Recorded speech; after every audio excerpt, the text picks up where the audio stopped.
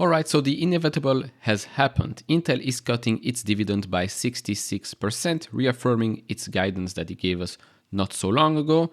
The stock is actually reacting pretty positively, up 3% at the time of making this video. Why is that? Shouldn't the stock be down since they're cutting dividend? Well, no. I've said it before, although I enjoyed the high dividend yield because this made me, buy more shares automatically. But it made zero sense for Intel to continue to pay such a high dividend while, free cash flow is suddenly negative. It makes no sense. I said I would have rather seen them cut the dividend, use that money to reinvest in the business and to grow much faster. They need that cash to gain more market share in the key segments. And that's probably one of the reasons why the stock is up today. And I think this is a good move by the company. They're not completely removing the dividend. They're cutting it by a large amount, 66%. They were about to pay this year $6 billion in dividends, around that number, same as last year. So cutting that by 66% is going to save them around $4 billion, which again, they can use those $4 billion for their business to get back on top.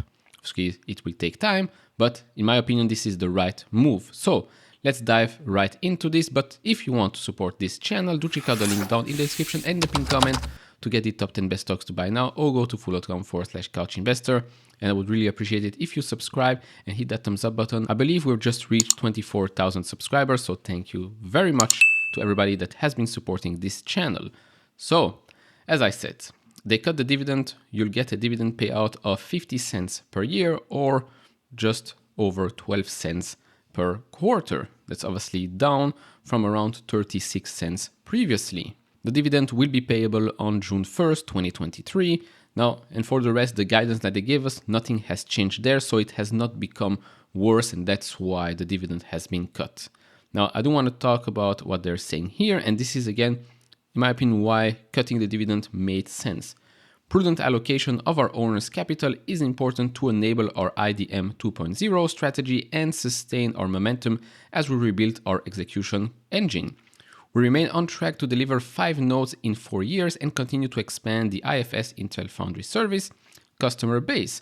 We are well into the ramp of 13th Gen Intel Core and 4th Gen Intel Xeon scalable processors. And we look forward to launch the Meteor Lake and Emerald Rapids in 2023 and Graphite Rapids and Sierra Forest in 2024. Again, this is very, let's just say it's not capital light, all right? Everything that they want to do, IDM 2.0, the IFS business, the new chips, it is costing them a lot of money. I've read some rumor that they might delay an order with TSMC for 2024, something like that. I don't know if it's confirmed or not, but them making those cost cuts, them trying to, accelerate their core business right now as they should, and cutting the dividend a little bit makes total sense.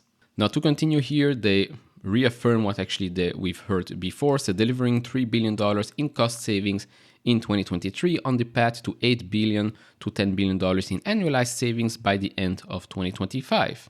They also say here that the company is also temporarily reducing compensation and rewards program for employees and executives, and the board has decided to temporarily reduce its compensation as well. We've talked a little bit about that in the previous video. This is in addition to the exit of 7 non-core businesses since early 2021, as the company continues to sharpen its focus and drive a best-in-class operating structure.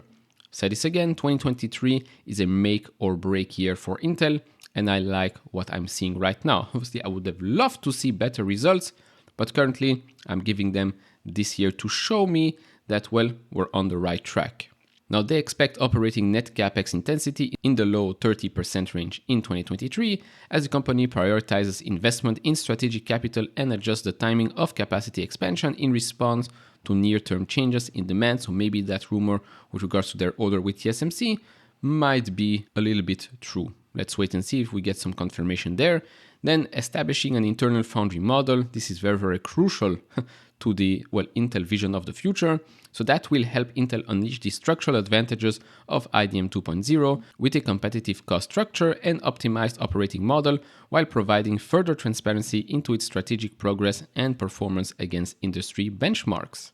And last thing here, it's the SCIP program, so advancing its smart capital strategy, which allows Intel to access new pools of capital that provide additional financial flexibility to invest for the long term while executing its transformation. This includes the innovative SCIP program, so Semiconductor Co-Investment Program, for which Intel intends to announce a second partner later this year. And to end here with a quote from the CFO, we are well on our way to meeting our commitment to reduce $3 billion in cost this year as we look to deliver $8 to $10 billion in saving exiting 2025. While we will continue to prudently manage cash and capital outlays in the near term, we are setting the foundation for significant operating leverage and free cash flow growth when we emerge from this period of outsized investments. They don't really give us a timeline here when this will happen, but seeing these dates here, 2025, I would say probably maybe exiting 2024, we might see already some positive action in this area. And so to conclude, while this might obviously be a bad day for purely dividend investors, I believe for Intel investors for the long term, this was bound to happen. This was inevitable.